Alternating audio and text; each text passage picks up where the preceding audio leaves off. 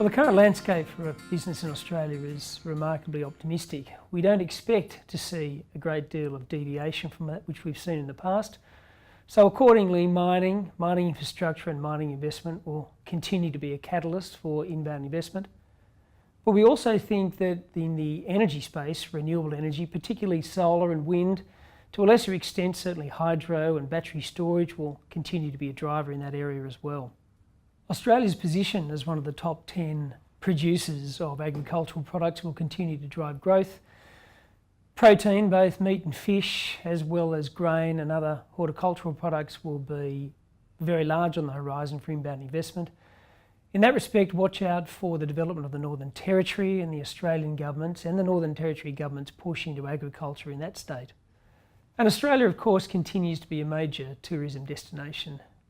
But the differential between the number of tourists inbound and hotel rooms means that there's a significant amount of leisure property investment which we'll see driving parts of certainly the east coast and the west coast of Australia to cater for that inbound leisure and tourism development.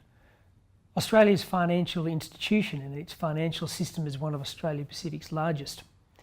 You'll see a number of big Australian financial institutions continue to analyse exactly what its core propositions are, and you'll see some Aussie financial institutions start to divest some non-core assets.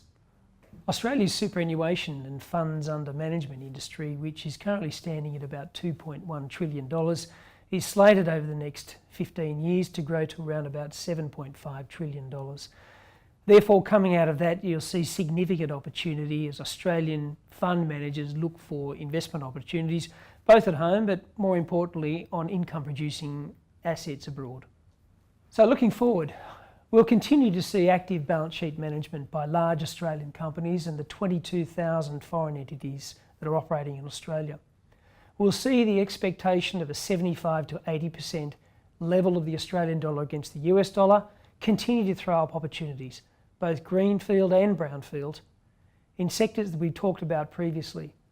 Given Australia's relatively benign foreign investment regime and given the pipeline of extensive opportunities across the sectors we've talked about, Australia still remains one of the more attractive global destinations for foreign investment.